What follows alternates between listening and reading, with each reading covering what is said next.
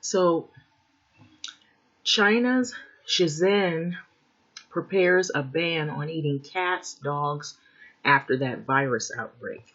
And so this article right here pretty much talks about some of the gamey food, just some of it, that people, I don't want them to think that trying to be rude or trying to be mean or vicious towards another group and say that, oh, those people eat this, those people eat that, making it seem like, it's, an attack, on the people themselves. But to go into this, there has been a market, a black market, and then there has been certain practices in other countries where they eat different types of food um, that could pose a risk to human health. And so the Southern Chinese technology hub of Shenzhen is moving to outlaw the consumption of dogs and cats as the country clamps down on the wildlife trade that scientists suspect, that led to the coronavirus outbreak. And so the proposed regulation from the city government lists 9 meats that are permitted for consumption, including pork, chicken, beef, rabbit, as well as fish and seafood. So banning the consumption of wild animals is a common practice in developed countries and is a universal requirement of the modern civilization, the notice has said. So scientists suspect that the new virus that has been passed on to humans from animals, some of the earliest infections were found in people who had exposure to the wildlife market in Hubei's provincial capital of Wuhan, where bats, snakes, civets, and other animals were sold. Now, some animals, I don't know if in the wet markets in these countries, if it was sold as a black market type thing underground, but it looked like it was pretty open, out in the open. So it's probably a common practice in that particular environment. So the document recognized that cats and dogs' status as pets and would ban their consumption. So snakes, turtles, frogs were excluded from the approved list, despite being popular dishes in China's south. So the ban on eating dog and cat meat in Shenzhen would be extremely welcome, said Peter Lai, China policy expert for the Human Society International and Wild Animal Welfare Group. So although the trade in Shenzhen is fairly small compared with the rest of the province, Shenzhen is still a huge city and is larger than Wuhan. So this would be very significant and could even have a domino effect with other cities following, he said. So the others permitted meats that are acceptable would be lamb, donkey, ducks, geese, and pigeon. So the proposal noted that there are more than 2,000 species of protected wildlife in China. So Shenzhen's proposal follows a decision by the central government on Monday for an immediate ban in the trade and the consumption of wild animals after an initial suspension in January. So the State Forestry and Grasslands Administration is also moving to expand the scope of protected wildlife and will revoke license and wildlife breeding organizations found to be breeding for consumption practices. And so Xinhua reported, now I may not have pronounced that correctly, so excuse me for that if I did not pronounce it correctly, but it's says that it reported this on Thursday. So those that are caught eating protected animals would be fined up to $20,000 yuan and which is amounting to $2,850 and up, and $2,000 yuan for non-protected animals, according to the draft. And so I guess that's the currency in those countries. So shops serving protected meat face fines up to 50,000 yuan. Okay, and so the public will have until Thursday to respond to the draft, according to the document. So in Yulin, a city in the neighboring province of Guangxi, famous for its dog and meat festivals. So anybody who knows the correct name of that, excuse me, because I don't think I said it correctly, but it's got, there's, like I was saying, that some of these practices have to do with culture, religions, or certain celebrations. So this happens to be a festival that happens, which is a meat festival, and most dogs are slaughtered. The slaughter operation have closed. So there's a meat festival that has dog as the one of the meats, and so it's not a joke. It's not to be funny. It's not to make fun of anyone, but that is part of a festival. And so those operations, the slaughterhouses with that particular meat is closed. And so in the past 2 months, because of the restrictions on the moving dogs across the provincial borders, Lai said. So these are the measures that they've taken in account for all of this that has happened so far, thus far. And so right now, this is outside of this article. What I have investigated is that there were some people that tested positive for the coronavirus, and they supposedly, some people had went around saying that they had treated these people and that they supposedly got cured. Now, some people think you can get cured. You cannot be cured of a virus. A virus is what it is, a virus. It's just like the common cold. It takes its course, it runs through you and runs to the next person. The next person can become infected. But the thing is that these individuals that I'm referring to, it says that they came back testing positive again. It showed up on their test that these people, that whatever they were sick with in terms of coronavirus or COVID-19, that they retested them, and they tested positive again. So I think the information is a couple of things. People are getting the information confused, or it's possible that you can have some people that carry the coronavirus and it's in incubation longer than some other people. And some people, depending on, their body makeup or how they are, can carry that virus a little longer than others. It's just like when one person gets a cold, they're flat on their back, they're in the bed, they're sick, they can't do anything, versus another person can have that same cold and they can be up and about and moving and have that same virus in them, and they might feel under the weather, but it doesn't affect them as bad as it does the next person. I think it's sort of like a crapshoot. You don't know who it's going to affect worse on one end and who it's going to affect on another end in another fashion, where they can kind of like get through it, or they have a rough time, a rough patch, and then they finally are able to get through it. But that still doesn't mean they don't have the virus.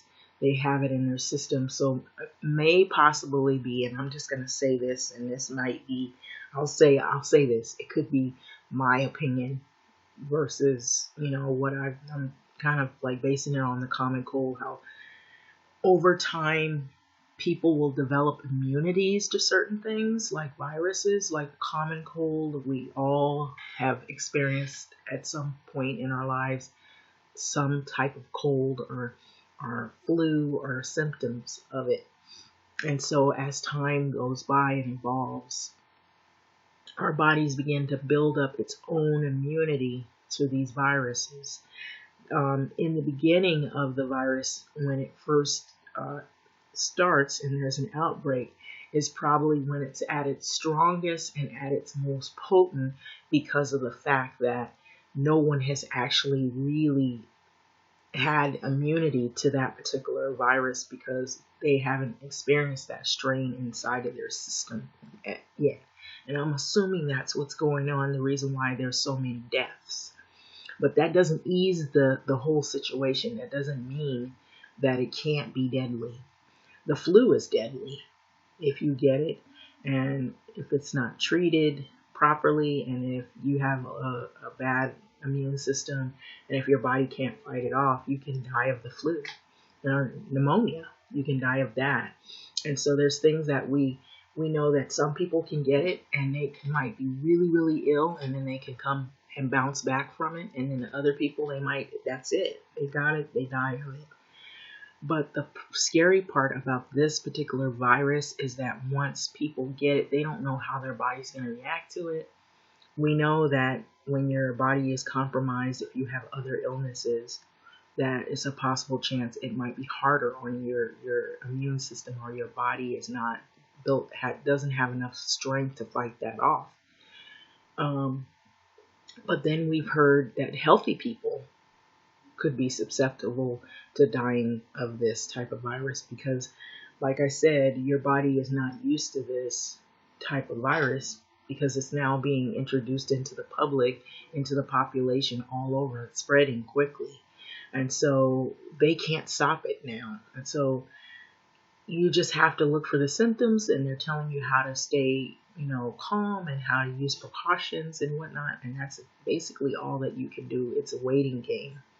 And so it is rapidly moving through society in different parts of the world. And so it's Orange County has declared a state of emergency because, all of their hospitals are geared up. LA, everywhere basically is taking notice of this because of the numbers of people that have either died or the numbers of people that it has spread to very rapidly.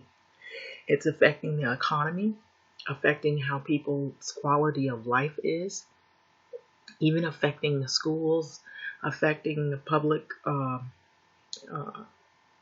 nationwide. And so you don't feel comfortable just going out to any restaurant because you don't know who's preparing your food back there and who they've encountered or where they've traveled to and come from.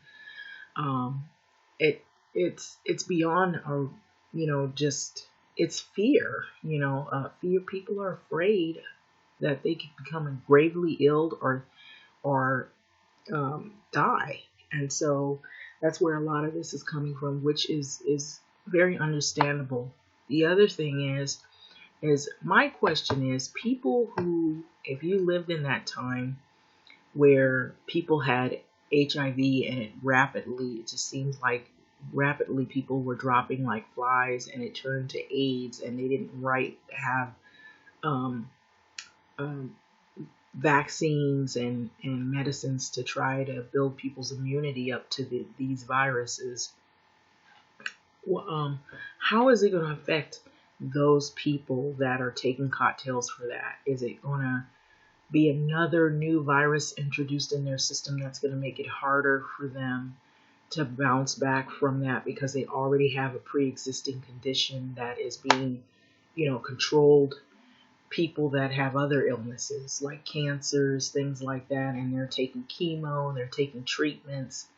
People that have diabetes, how does it react to people that already have illnesses? And those are the questions that I'm just throwing out there. That is probably a great fear for people who are experiencing those health issues, and they're thinking, if I get the coronavirus and I have diabetes, or I have, if a person tests positive for HIV and they're taking medicines to control that, or if they have other health issues, or let's say if you already have respiratory problems, now you get the coronavirus, which one of the symptoms is having breathing problems. It adds more stress to your already situation that you're battling with. So those are the questions that I'm just going to throw out there. What do you think about that? It's like really scary. And so that's probably why people are really afraid. Then you have people who are older and their body is changing, their immune system has changed. So maybe things that they were able to fight off, a cold or flu, is not as easy to fight off as you age, because your body changes and you begin to your immunity to things change. I did notice this, that there were vaccinations that years ago, when I was younger, you thought, oh, okay, I'm safeguarded from chickenpox, I'm safeguarded from this virus and that virus. But after a period of 10 or 20 years, when they test a person, those vaccines or those vaccination shots that you had as a child may begin to wear off, where they don't even show that it looks like you've been vaccinated. And it looks as though your body is susceptible to these things all over again. And you have to redo some of the shots that you had as when you were growing up. And so I do notice that happened to me one time. So I had to go through that experience, and I was shocked because I thought once you get vaccinated, you didn't have to do it anymore. It depends on what type of thing you're getting vaccinated for. So some shots you might have to take every so many years. And then others, you think, oh, I'm safeguarded, I don't have to take any more. And then you're maybe a decade or so later, you say, oh, we don't even see it. It looks like you had it. And then I'm hearing too, which I know this is going to be pretty controversial, because some people don't want to vaccinate their kids because of some of the risk behind that they're afraid of. But I've heard that sometimes people can have reactions to the shots, and then other times you can have people that'll get the shots and then they'll come back and you'll read an article or something. They'll tell you, oh, the shots that you had in 1967 were not the right vaccination shots, or they weren't the right dose, or they weren't, I don't know if anybody has seen that, but it's scary. And it's like, so when some virus like this is introduced into population, you're thinking, okay, how is my body going to hold up to this new virus? Which really, I'm going to bring this out. A friend of mine, or I'll say a colleague of mine, if you look on anybody, if you have Lysol bottles at home, the actual word coronavirus is on there for like what Lysol kills. Coronavirus gets rid of coronavirus. Nobody even thought of this virus. So this, whatever it is, has probably been around for a long time. It's just the fact that now it's being so rapidly spreading and introduced in society. It's a big deal and people are dying of it. And so like if you look at those cleansers and those cleaners like bleach, it says 99.9% of germs and viruses and infections it kills. Lysol has on the back of it what types of things it kills, viruses, different things like, that are on countertops. And so you're going to have, and I'm kind of predicting this, people that are going to panic because they're afraid, which is rightfully so, because they're reading, they're seeing the numbers, they're listening to the news. It's affecting the economy. It's affecting people's everyday lives. It's affecting how people send their kids to school. If you know that you're good about your kids having vaccination shots, and then you don't know who is not, and they're sending their kid to school with runny nose and coughs and sick, and that kid, no matter how you tell the kid, use a tissue, they're going to rub their noses all over their arm, all over their clothes. They're going to spread it all over the countertops, all over the doorknobs, all over things. And then your kid comes along, touches that doorknob, boom, they've got it. Your kid sits at the same desk or plays with that toy that the kid just mouthed up, boom, they got it. So now you got parents that are considering homeschooling their kids, and not because it's something they want to do, it's because they're afraid and they don't want their kids sick, and they don't want the kid coming back from school bringing the virus and passing it on to other family members and falling ill to it and dying and losing their child. So there's a lot of things that are affecting just the way people live every day behind this outbreak. Also, where people go eat, where people travel, people that are business travelers and that's part of their business is taking flights regularly or taking trains or taking trips. Maybe they are a developer, maybe they are a business or a trader, business owner or something, and they do a lot of traveling and do a lot of business overseas and then in the States. And so it affects everyday life for people. And so it's even to the point to where like you can get like reduced fare, or you can get like fee waivers, or you can get they're making more compromises in terms of travel because of these fears, and they're considering all of the possibilities with this. Also, just people's venues, like stadiums, movie theaters, which are heavily crowded with different individuals. There's, just your common everyday livelihood. And so even religion is getting involved in this. I heard that the Pope, he was supporting all of the people who are sick or have fallen ill. And I guess he was feeling that people were attacking the people who were ill. But lately they said he's been coughing and he's fallen ill. We don't know if it's the virus itself or not. But we could only assume that because it's so easily spread, he has these large services. He has a lot of people around him, people that travel from all over, and it has spread in Italy. And I've already listed out like so many different countries that this pandemic is now affecting. It's not something to really, joke about.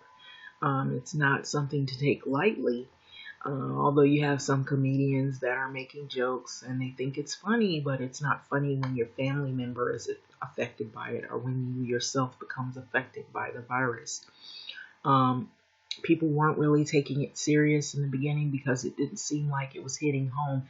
Now you've got San Francisco, who has a state of emergency, who is really paying close attention to Orange County, Costa Mesa. They wanted to set up a quarantine site there, and the people, they were really on point. They were reading, taking careful note about what they were trying to do, and they even went to court over it, and they cannot set up shop there.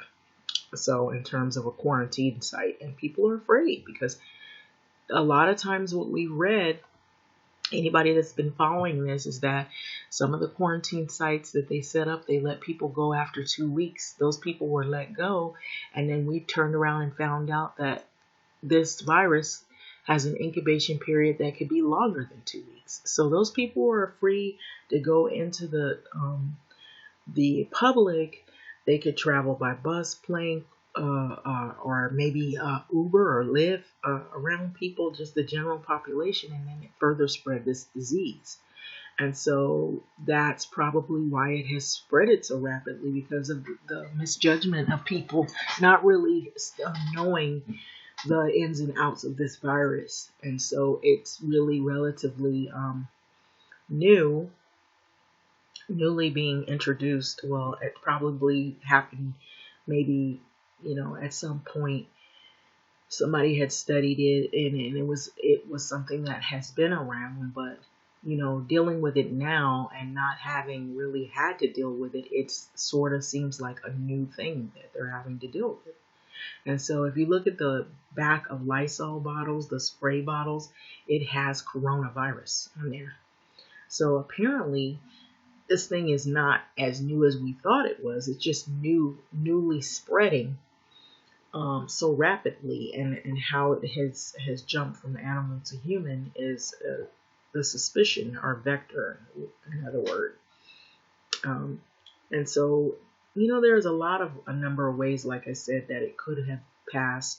I would suspect that the consumption of wild animals is one dead giveaway. And then also I had mentioned in the previous video that, that I had investigated this as well, that there was someone testing in a lab, they made a mistake, they could have been infected with it. And then also there are people that were taking the animals, instead of discarding the animals properly, they were selling them on the black market and getting money for it, rather than destroying those animals that had the viruses and all those different things, diseases. They were using them as guinea pigs and testing them with.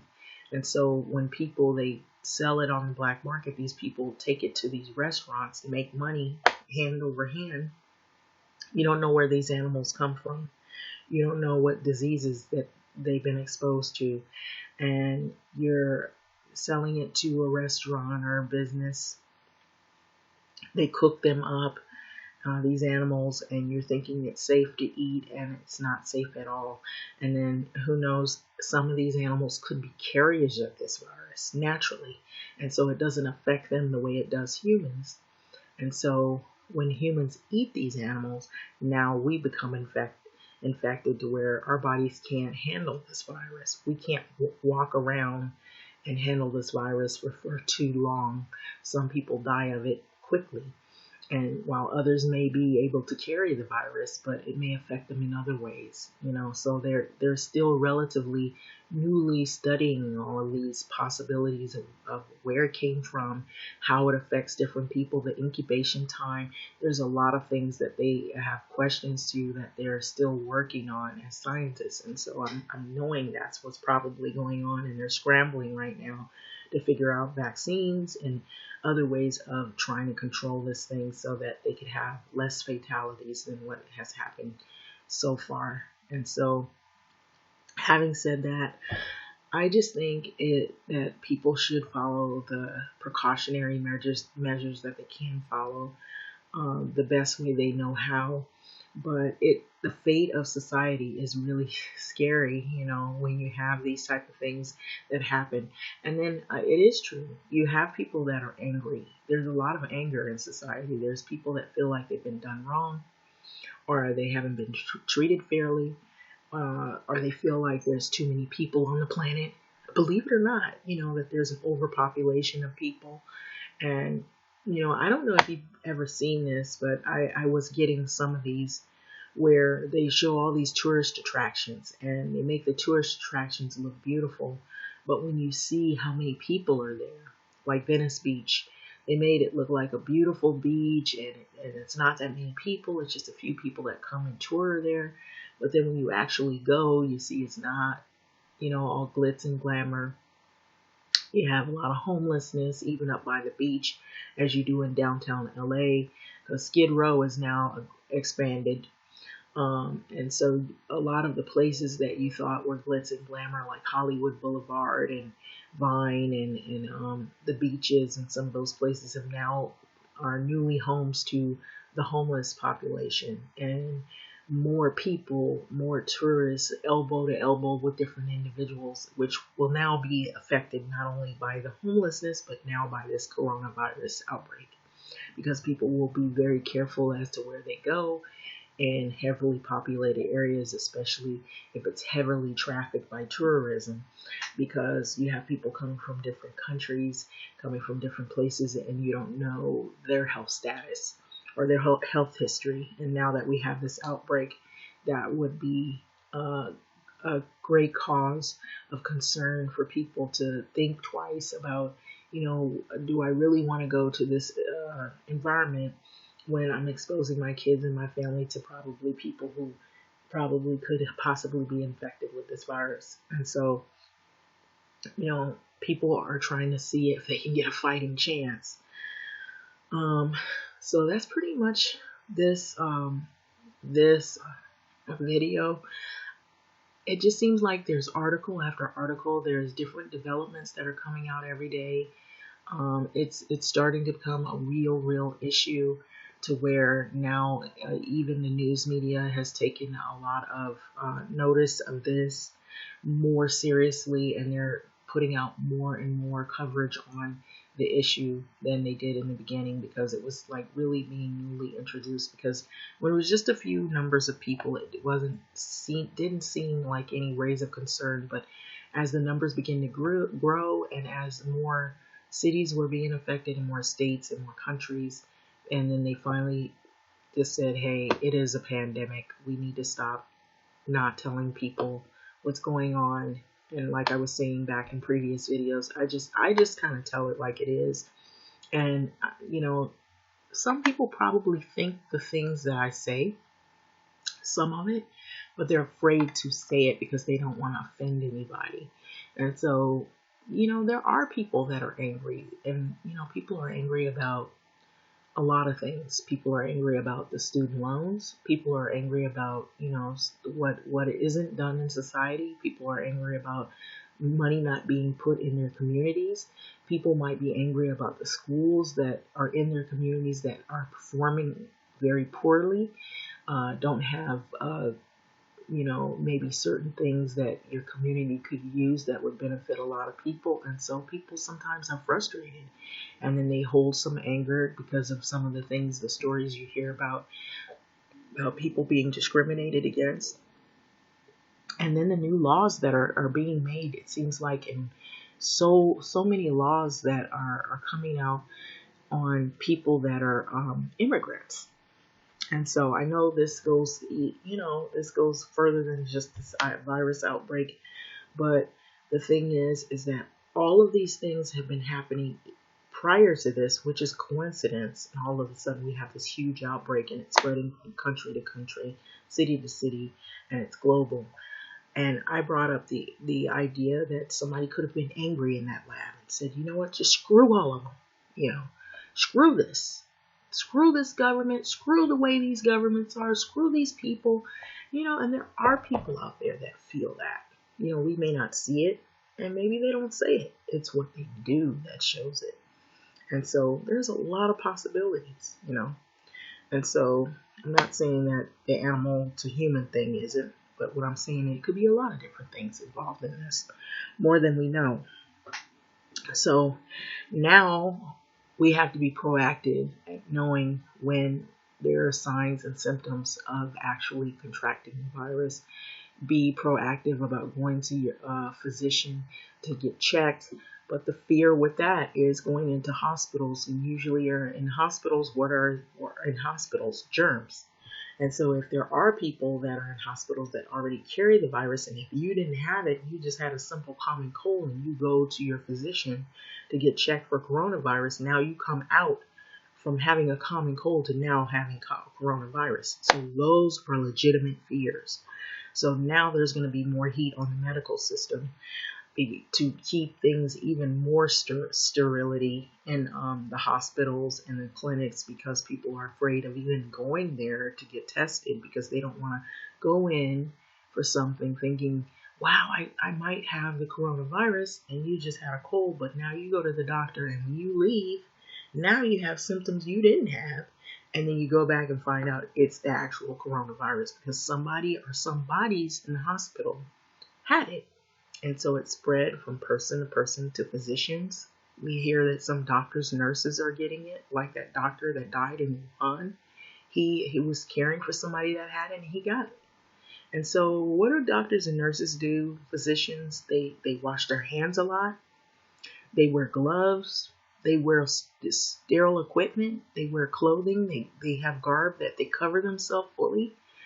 How is it that this doctor, being so sterile, washing his hands, and these doctors that we're hearing about, they practice all these common things we're being told to do, but they still wind up with the virus? That's because they don't know how this stuff is easily caught, which could be in the water, or it could be airborne, or it could be droplets when a person sneezes.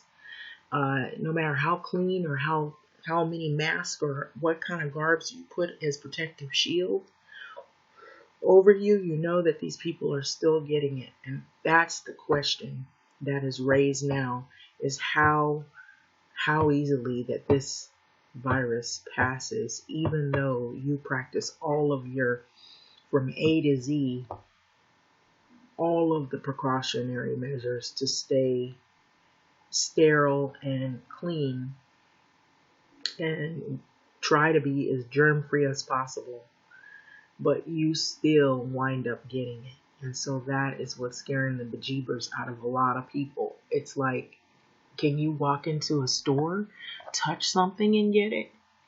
Um, if somebody has a runny nose or they're coughing and their saliva gets on something and you can't see it with the naked eye, but you come and run your hand across it and now you rub your eyes. What do? We don't even think about what we do sometimes. Throughout the day, you're busy. You're at work. You've got a lot on your mind. You rub your eyes. When you yawn, you put your hand to your mouth. There's a lot of different things that you might take, you're not really taking into account. And then you probably touched the countertop earlier that day when you were grabbing something like some coffee and donuts at a gas station or somewhere, or a little donut shop, and then that person was sick with it, and now you've got it. Just that fast it can be passed. People go to public places and they use they get their sugar, they get their coffee stirrers, and then they get their, all of their cutlery and utensils and things. Somebody was sneezing, they didn't wash their hands, or they're coughing, they go over there, achoo, in that area, you go to touch that fork, now you start eating your salad, now you've got it. So these are things that are legitimately concerns. So what do you expect for people to do? They are going to be afraid when you're in planes. The plane is closed up. The windows are closed up. The air is still is recirculating air. When you're in buses, it's recirculating air. You're right close, elbow to elbow, to people on buses, trains. And so these are the fears that people have. So having said that, we can only see within this waiting game how this is going to play out. I also want to leave you with this. I don't know if this is going to work or not, but I heard HK is in Hong Kong was having, most of China is being affected in their economy because of the virus outbreak. And so in Hong Kong, permanent residents of Hong Kong were going to be given from their government an allotment of money. And what I was reading was supposed to be at least about 10,000 or 1,200, like 12,000, or not, yeah, not 12,000, but 1,200, or like 10,000. 10,000. I said 12,000. Actually, 10,000. To try to give them a boost and boost their economy in hopes that it will help their economy thrive through the rough patch of this virus. What do you think of that?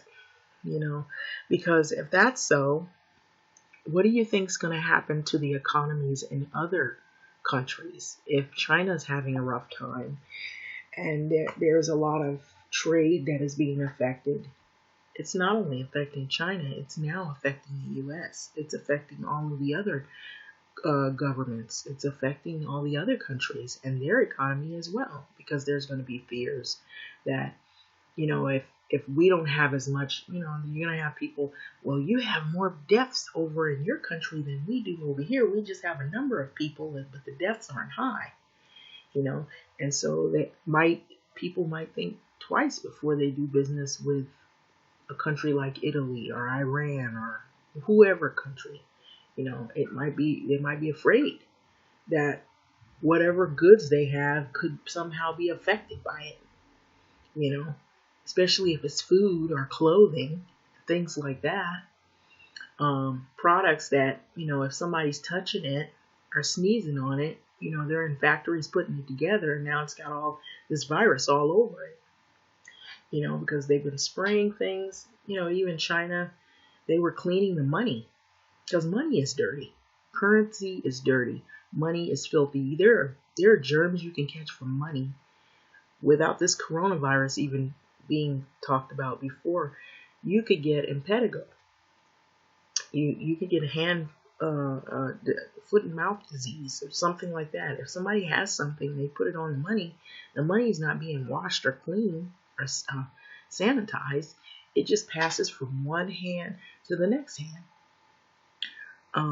So these are things that, I don't know how this will play out, but all societies are going to be affected economically. China is being hit the hardest because it was the epicenter of the outbreak in Wuhan, was the epicenter, rather. But the housing market is being affected where the rates are dropping. People are afraid. How are you going to buy a house and you don't know if you're going to be living a long enough time to pay it off? You know, unless you're able to pass it on to your kids. But are they affected by the coronavirus? Will they possibly get it? You know, so, you know, they were driving the cost of rental units up. But now even that, that hadn't been affected yet, but I believe that's coming because the rents were high in these apartments. But if you got people infected with this virus, they ain't going to be around long enough to pay that rent. Or they're going to be struggling because they got high medical bills because they got to go and get treated for this virus. And they don't know how long they have to live. Those that are heavily affected by it, to where their life is hanging in the balance. And so these are all issues that I don't think people have really prepared for. With that being said, there could be a whole Pandora's box that could open up on all of this, where there could be a list of other issues that could crop up that could affect everyday societies all around the world. Having said this, finally and lastly, thanks for listening.